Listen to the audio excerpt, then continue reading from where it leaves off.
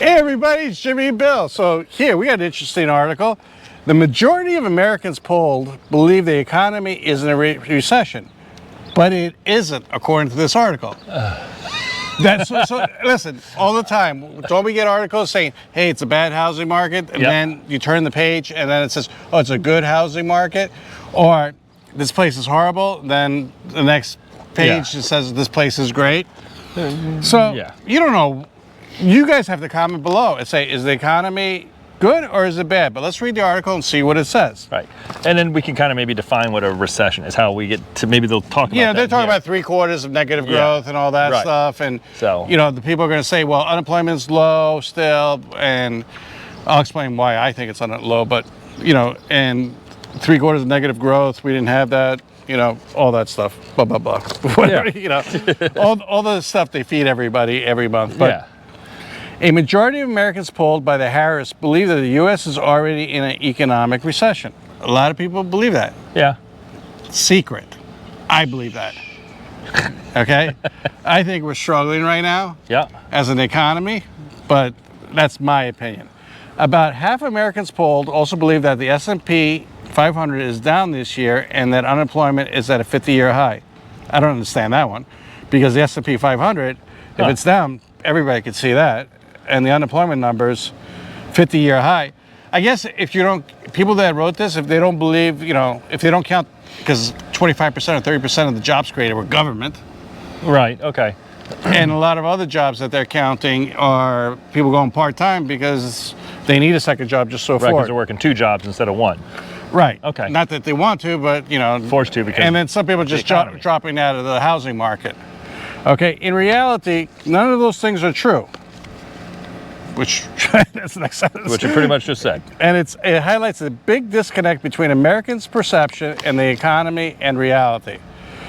So, what that statement is true. So, let's get started. In the meantime, do me a favor, consider subscribing. I'll leave it at that. Go for it, Bill. All right.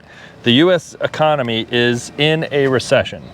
At least that's what a majority of Americans believe, according to a recent poll conducted by Harris for The Guardian. The economy is, in fact, not in a recession. Not in a recession. According to this article. And by some metrics, it's firing on all cylinders. GDP growth since the pandemic has been rising at a faster pace than in a decade before, and unemployment is near historic lows. I wonder who the person who wrote this, who they're voting for. Go ahead. The poll results highlighted a big disconnect between reality and Americans' perception of the state of the economy. Results from the poll include 49% believing that the S&P 500 is down in 2024, when in reality it's up about 11%, extending the 24% gain it experienced in 2023. Nearly half of the poll respondents said they believe that unemployment is at a 50-year high, when in reality unemployment rate has been below 4% for more than 2 years and is near a 50-year low. Well, don't forget, we were in a pandemic, we were in a lockdown, and everybody was unemployed pretty much. And then when people went back to work, they're like, oh man, we got millions of people going back to work. They're just going back to their jobs because they were told they couldn't work. But I'll leave it at that. Go ahead. And 72% of the people, of the poll respondents, said they believe inflation is increasing, when in reality inflation peaked at 9.1% in June 22 and has been more than cut in half. All right, I gotta talk about that inflation thing. Okay, it peaked at 9, but don't forget, right now they're saying it's like 3.5. You know, the last time I looked at it. And that is that the prices are up on certain products 3.5% from 12 months ago. But if you do it from 2019, those same products could be up 20, 30, 40%. In some cases higher. We know car insurance is way up. We know gas is up. We know food is up. You know, we know rent is up. Even mortgages pretty much are double since 2019 because of interest rates. Right. So, you know, just because they say it's 3.5, but what about the last? It is down. From 12 months ago. Who cares about 12 months ago? Right, it's down, but you got to do, what was it like 4 years ago, Right. 3 years ago. Right, because it incrementally went up and then the inflation rate came down, but we were already up. So, and I could talk about this for hours. And we where have. you're going. Yeah, so a record number of Americans are employed. Incomes rising faster than the rate of inflation. I don't believe that. And 401k balances are hitting record levels. People are drawing against their 401ks. I read that in multiple areas. Yet most Americans polled by Harris feel the economy situation is dire. I guess I'm one of those. It is a conspiracy theory. Driving the disconnect appears to be continued dissatisfaction with inflation. I agree with that. If it wasn't for inflation, I would say things are great. You know, if everybody got prices back to 2019 or 2020 levels, because inflation grew more than people's salaries. Right. That's, you know, like even in home inspections. I think my prices were the same from 3 years ago till they are now. I don't think I've changed my prices. No, I don't think so. You know? So I didn't have an increase, you know? I had a really good time when everybody was buying houses, but now people are slowing down, you know, not buying as many houses, so I'm relying more on insurance, you know? Go for it. Even though data shows that inflation has been mostly tamed, with prices rising at a much slower pace than they were during the pandemic, Americans are still feeling the sting of higher prices at the grocery store, the auto dealership, and in the housing market. Everybody knows that. Yes, everything is through the roof. And do you think, there was another article that I was going to post with this one to talk about it. They're saying that the prices are going to go back to 2019, the prices of homes are going to drop so much that they're going to go back to 2019 levels, the prices. And I'm like, no way in hell. I'm not even talking about this, because I do not see that happening at all, because everybody would have negative growth. And then if they have to move, they're like, hey, I'm 50,000, 100,000 upside down in this house. I'm walking away. Yeah, let's not get on that soapbox. That's your little pet peeve thing there too. Yeah, I know. We're not going back to 2019. Yeah, we're not going to 2019. If prices drop down to 2019 levels, we're in trouble. There's a lot more things at stake than the housing market. Like, there's some issues going on. All right. Americans want prices to return to their level before the pandemic, but that requires deflation, not disinflation. Such an occurrence would probably have to coincide with a variety of weak economy, and therefore it's very unlikely. What also appears to be driving American disconnect between their views on the economy and the actual economy is politics. All right, let's stop right there. I agree with that statement. That's one of the things I agree with in this article, okay? We are so divided right now, okay, between the parties, that I think it's stupid. I don't agree with everything one side is doing, and I don't agree with everything the other side is doing, but at the end of the day, we're all still on the same side. Okay? So this divide has to stop, okay, in my opinion. Well, it's fact. It has to stop. Right. Okay? And we need to come with a compromise and move forward, because as time goes on, I feel like things are getting more and more divided. I'm hoping after this election, whoever becomes president, everybody accepts it, and then we worry about the economy growing and, you know, stabilizing so people can actually buy houses. Right, get back more to normal. Yeah. What also appears to be dividing Americans is disconnect between their views on the economy and the actual economy and politics. When polled by Harris, 58% said they believe the economy is worsening because mismanagement in the Biden administration.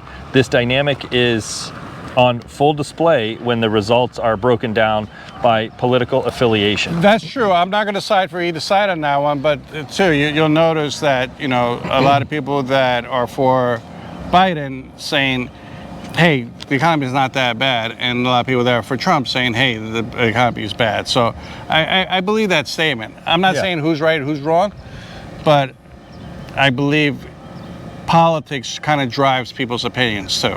Right. But that's my opinion. While 56% of poll respondents said they believe the economy is in a recession, that number was higher for poll respondents who identified as Republican at 67%. While respondents who identified as Democrat and said the U.S. was in a recession was lower at 49%. So let me stop that on that one. Okay, so Democrats are saying 49%, which is much lower than the Republican side, but that's still kind of high. So if you average those two out, a lot of people don't think the economy is that great. Exactly. So, I'm trying to be.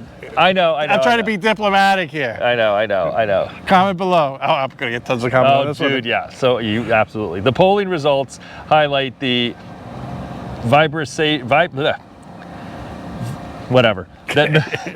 the disconnect, the separation between that millions of Americans have been feeling over the past year, and it ultimately could be a big problem from President Biden's re-election chances. It could be, because people, we're going into another article now, but people really vote with their wallets. Yeah. If somebody's wallet, and I do believe that, if somebody's wallet is doing good and they feel good about their wallet and their outcome, they're like, yeah, let's leave everything the way it was. Right, why not? If it's working, why would we fix it, right? Yeah. It ain't broke, don't fix it. Yeah, so it's not really, I think the number one issue from what the people I speak to is the economy. Yeah. It's not, Well, we always have the healthcare issues. Yeah. I won't even get into all that stuff, That's never going to change. I mean, there's we have big issues, okay? And I can name them all right now, but I don't want to start a firestorm of comments.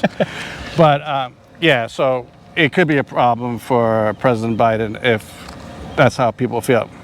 So this is another article that came. The U.S. economy is heading for a hard landing this year, and deep rate cuts are the only solution, city chief economist says. So here's the problem. If they do deep rate cuts, if they do deep rate cuts, they know there's a problem. Right, that makes sense. And if there's bank failures, there's a problem. So Citigroup chief economist told CNBC a deterring labor market was setting in up for a hard landing. So they said there's going to be a problem with the economy, with the labor market. Andrew Holland, I don't know how to say that. This guy named Andrew, I'll just say it. Hollenhorst. Gradual softening in the job market is happening and tends to snowball. It's true. Yep. I know a lot of people that got laid off. Yeah. Okay.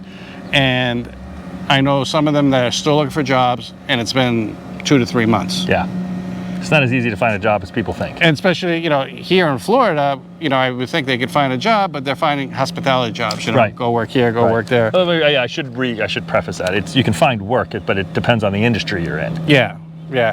He's calling for 4 interest rate cuts this year. Other forecasts are being more conservative. There's no way there's going to be 4 interest rate cuts. Not a chance, no. I think they priced in like 18% rate cut in July's meeting. I don't think that's going to happen. And then they did like a 64% chance of a September rate cut. But here's the problem. If they do it in September, everybody's going to say it's political. It's because the election is coming up. Okay. So they're going to say, oh, you did a rate cut? You're trying to help out Biden. That's why you did a rate cut. And everybody will think it's a big conspiracy theory. But they're supposed to be independent, but that's the deal. Go for it. Yeah. Well, recent labor market data doesn't necessarily point to such a dire situation. Hollenhorst argued that certain reports revealed a more pessimistic environment than many may realize. A hard landing is a terrible prospect since a full-fledged recession can follow.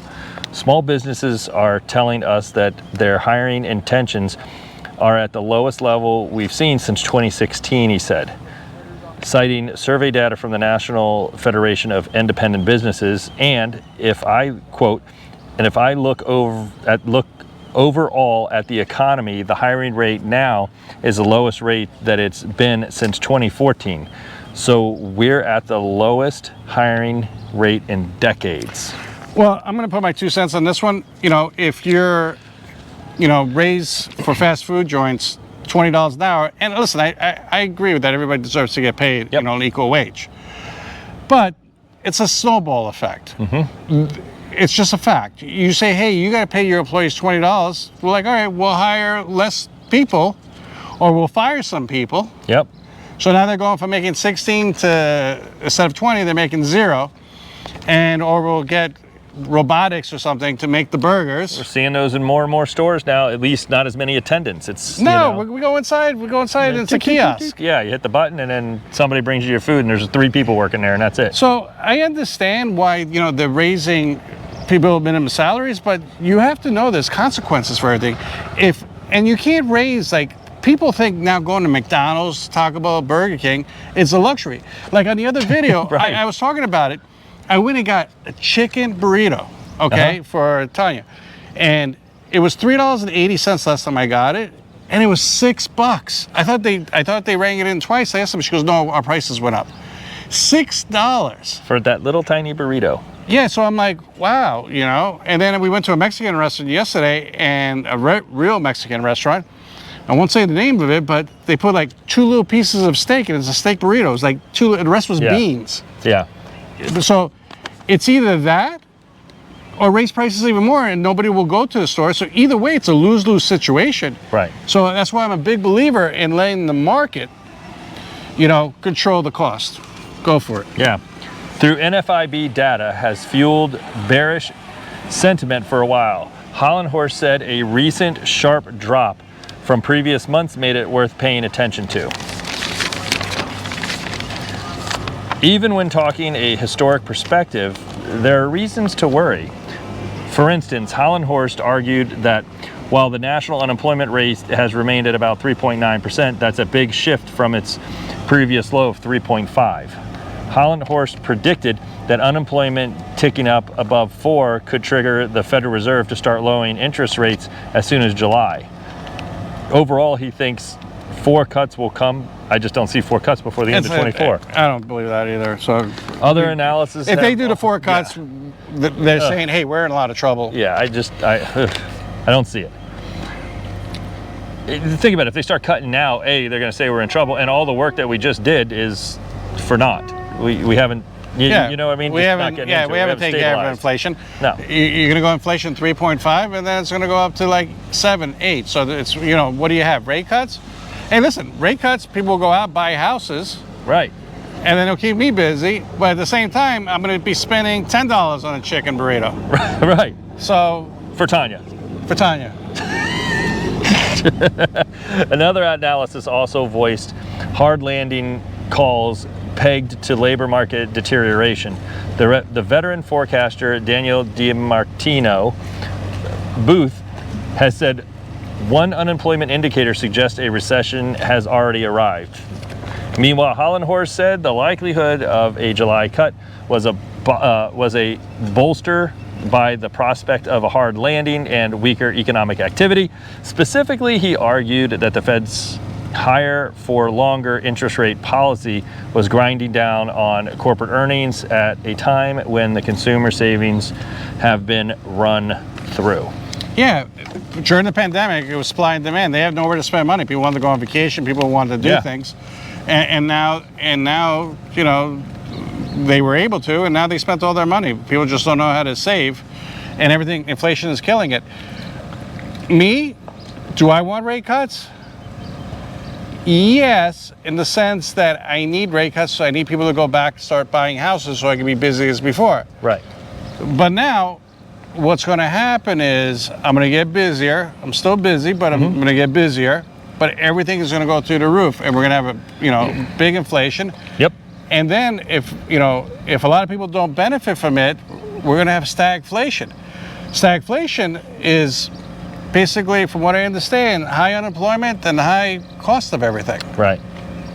So that's the way it was in 1970s. And then we had to bring rates up to like 17, 18%. It was stupid to buy a house. Because you can't do 17, 18% now. Because the houses back then were $100,000. Right. Salaries were lower, but still, it was $100,000. Now it's $500,000, $600,000. Right. Right. So my 2 cents is, what you have to do, this is my opinion, rip off the Band-Aid, raise rates. Ooh. Raise rates. Yeah. Just rip it off. Everybody panic. Everything will crash. A lot of people are going to hurt, which I don't want it to, but then we will recover. Right. It's like setting a bone. You broke your arm, you have to set your arm and let it heal. It's kind of the same philosophy of what I'm looking. If it's still broken and you just allow it to heal that way and you're starting to use it, it's not going to last long. Right. That's my 2 cents. You have anything to add? Now, save your pennies. It's what's important right now. You know, curb back your spending. Comment, of course. Follow us. We'd love it. Yeah, unless the foreign governments dump the greenback for reserve. Oh, here we go. All right, goodbye. Thanks. Appreciate you watching. All that good stuff. Hey, comment below and do me a favor, subscribe. It really helps out the channel and it's greatly appreciated. Thanks, and I'll talk to you soon. Bye. Bye.